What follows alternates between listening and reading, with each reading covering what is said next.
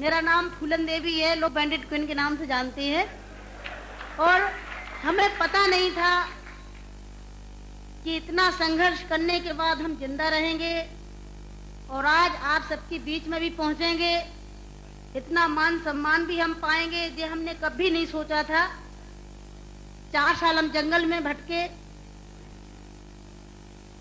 आपको पता होगा कि हमारे हिंदुस्तान में नहीं कहना चाहिए ऐसे मौके पर, मैं कहूंगी, बताऊंगी जो मेरे पे बीती है कि हमारे सामंतशाही लोग, पैसे वाले लोग और खासकर मैं जात का नाम लूंगी तो लोग कहेंगे दुबई में जाके जात पुकारी रहेगी। ऐसे ऊंची जाति के लोग जो जात पात को मानते हैं, हम जैसे गरीबों को, दलितों को, दबे कुचलों को, अल्पसंख्यकों को एकदम ये सोचते हैं जी कीड़े मकोड़े हैं, जी इंसान नहीं है। तो उन लोगों को मैंने बताया कि मैं इंसान हूं, अगर हमें तुम मारोगे तो हम भी चुप नहीं बैठेंगे, हम भी जवाब देंगे।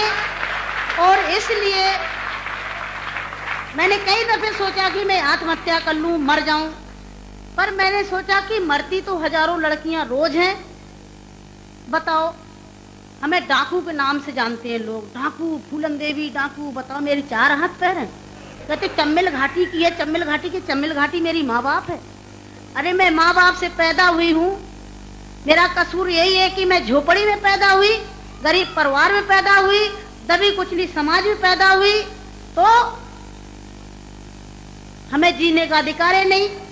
मेरे भाई और बहनों, मैंने कोई बुरा काम नहीं किया।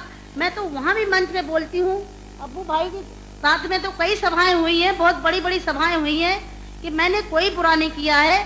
आपने सुना होगा, सुना था, आप तो वहीं के सब रहने वाले हैं, कुछ हमारे भाई हैं यहाँ के, है कि एक सीता के कारण इतने बड़े जो रावण का आज तक पुतला फूंकते हैं, उसका यही कसूर था कि खाली एक औरत को उठा ले गया तो आज तक पुतला फूंकते हैं। मैंने क्या बुरा किया?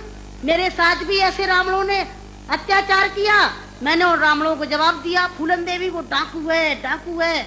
अरे वो तो माननीय मुलायम सिंह जी की देन है, नहीं नाम लेना चाहिए, जो आज हम समाज के अंदर खड़े हैं। और नहीं तो इतनी बड़ी साजिश रची थी, हमने कोई बुरा काम नहीं किया। जिन्होंने हमें सताया, हमें समाज में रहने लायक नहीं रखा, तो गुस्सा में इंसान अच्छा काम नहीं करता, गुस्सा में गलत ही करता है।